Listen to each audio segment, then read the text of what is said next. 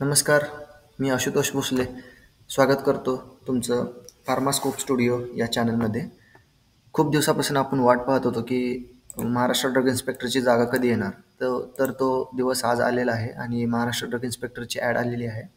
तर आपण बघूयात सविस्तर हे ॲडमध्ये काय काय दिलेलं आहे आणि काय काय हवं आहे. तर औषध निरीक्षक गट ब म्हणजे क्लास 2ची पोस्ट आहे ही. क्लास 2 आणि टोटल 109 जागा. टोटल 109 जागा. जसं आपल्याला माहीत आहे की 109 जागा येणार आहेत असं आपल्याला समजलं होतं आणि ते आता कन्फर्म झालेलं आहे. तर टोटल पदे आहेत 109. तर आपण त्याचं डिस्ट्रीब्युशन बघूया कसं आहे. तर सर्वसाधारण टोटल 21 पदे आहेत. 21 पदे आहेत म्हणजे अराखीवमध्ये 21 पदे आहेत. महिलांसाठी टोटल 10 आणि खेळाडूसाठी टोटल 2 अराखीवमध्ये.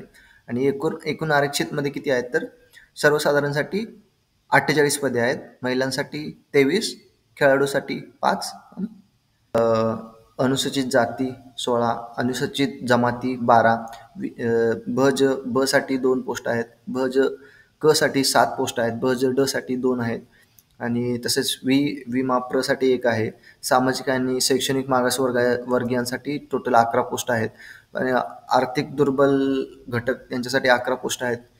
इतर व मागासवर्गीयांसाठी 14 आणि टोटल आरक्षित अशी जी आपण पाठीमागे पाहिली हे टोटल 76 पदे आहेत. तसंच अराखीव खुला वर्गासाठी 33 पदे आहेत आणि तसेच हे सगळे मिळून अशी 109 पदे आहेत. तर सर्वसाधारणसाठी अनुसूचित जाती त्याच्यामध्ये 10 आहेत, अनुसूचित जमातीसाठी 7 आहेत, साठी 1 आहे, क साठी 5 आहेत, नंतर ड साठी 1 आहे. असे टोटल पद आहेत. महिलांसाठी नंतर अनुसूचित जातीसाठी 5 आहेत, अनुसूचित जमातीसाठी 4 आहेत. तर असं जातीनुसार हे डिस्ट्रीब्युशन केलेलं आहे. पूर्णतः त्यांनी PDF मध्ये दिलेलं आहे. तर आपण तसंच पुढे बघूया की एक्सपिरियन्स काय आहे. एक्सपिरियन्स बघूया की काय होता आणि काय आहे. शैक्षणिक अर्हता बघूया.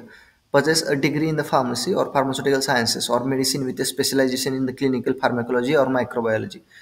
पहिला जो एक्सपिरियन्स होता अँटीबायोटिक शेड्यूल C आणि C1 तो पूर्णपणे काढून टाकलेला आहे. तर आणि आपण बघूयात आता की त्याची फॉर्म भरण्याची तारीख किती आहे. आपण फॉर्म 1 ऑगस्ट ते 21 ऑगस्ट 2025 पर्यंत भरू शकतो. रात्री 11:59 पर्यंत 21 ऑगस्ट. नंतर ऑनलाईन पद्धतीने विहित परीक्षा शुल्क भरण्याचे म्हणजे फॉर्म फी कधीपर्यंत भरू शकतो. 21 ऑगस्टच्या दिवशी आपल्याला फॉर्म फी भरायची आहे लास्ट. नंतर भारतीय स्टेट बँके चलनानुसार परीक्षा शुल्क भरण्यासाठी चलनाची प्रत घेण्याचा दिनांक 23 तारखेपर्यंत आहे. म्हणजे 23 तारखेला आहे. चलनाद्वारे परीक्षा भरण्याचा अंतिम दिनांक असणार आहे 25 तारीख. म्हणजे तुम्ही फॉर्म भरला तर लास्ट पेमेंटचा दिवस कोणता असणार तर 25 ऑगस्ट असणार. तसंच आपण बघूयात की दिनांक वयोमर्यादा काय आहे. तर याची वयोमर्यादा असणार आहे की अमागास किंवा मागासवर्गीय आणि आर्थिकदृष्ट्या दुर्बल घटक आहेत त्यांची किमान म्हणजे कमीत कमी 18 वर्ष पूर्ण असले पाहिजेत. अराखीव खुला वर्गासाठी 38 वय असलं पाहिजे. परत मागासवर्गीय आणि आर्थिकदृष्ट्या दुर्बल घटक किंवा अनाथ यांचं वय त्यांनी 43 दिलेलं आहे. नंतर अराखीव खुला प्रावीण्य प्राप्त खेळाडू म्हणजे जे खेळाडू आहेत त्यांच्यामध्ये जे अराखीव असतील म्हणजे ओपन खुला वर्ग आहे त्यासाठी 43. मागासवर्गीय आर्थिकदृष्ट्या दुर्बल घटक किंवा अनाथ आहेत आणि तेच प्रावीण्य किंवा प्राप्त खेळाडूमध्ये येतात तर त्यांना 43 वयोमर्यादा जास्तीत जास्त आहे. तसेच माजी सैनिक आणीबाणी व अल्पसेवा राजदृष्टिक त्यांना 3 वर्षे अधिक कार्यकाळ असेल तर चालतो. सैनिकी सेवेचा कालावधी अधिक 3 वर्षे आणि दिव्यांग उमेदवार म्हणजे 45 वर्ष त्यांना 45 वर्षाची सूट आहे. तर काय काय डॉक्युमेंट्स लागतात अपलोड करायला तर त्याचं इथे सर्व लिस्ट दिलेली आहे. 14 डॉक्युमेंट्स आहेत टोटल. कास्टनुसार डॉक्युमेंट कमी जास्त होऊ शकतात. तर सगळ्यात पहिला आहे की अर्जातील नावाचा पुरावा. 10वीचं 10वीचं आपण हे देऊ शकतो, मार्क लिस्ट किंवा हे देऊ शकतो. त्याचं फाईल फॉर्मॅट सगळं PDF मध्ये असणार आहे. PDF मध्ये आपल्याला अपलोड करायचं आहे. जास्तीत जास्त फाईल साईज 500 KB असली पाहिजे, कमीत कमी 50 KB असली पाहिजे. नंतर वयाचा पुरावा काय आहे, नंतर वयाचा पुरावा द्यावा लागणार आपल्याला. नंतर शैक्षणिक अर्हता इत्यादीचा पुरावा, शैक्षणिक म्हणजे किती हे झालेलं आहे, शिक्षण झालेलं आहे त्याचा पुरावा द्यावा लागणार. आर्थिकदृष्ट्या मागासवर्गीय असल्याचा पुरावा.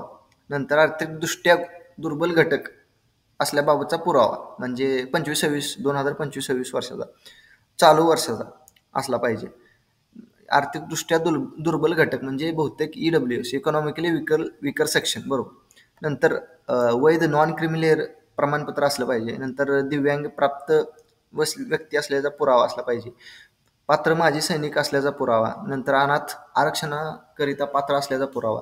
खेळाडू आरक्षणाकरिता पात्र असल्याचा पुरावा. राखीव महिला, मागासवर्गीय, आर्थिकदृष्ट्या दुर्बल घटक, खेळाडू, दिव्यांग, अनाथ, माजी सैनिक आरक्षणाचा दावा असल्यास अधिवास प्रमाणपत्र पाहिजे. नंतर SSC नावात बदल झाले असेल तर त्याचा पुरावा. हे स्त्रियांसाठी जास्तीत जास्त, कारण त्यांचं नाव चेंज होतं तिकडं लग्न झाल्यावर गेल्यानंतर, किंवा त्याच्या आधी पण होऊ शकतं. नंतर मराठी भाषेचे ज्ञान असलेला पुरावा लागू असल्यास. हे एकदम सोपं आहे.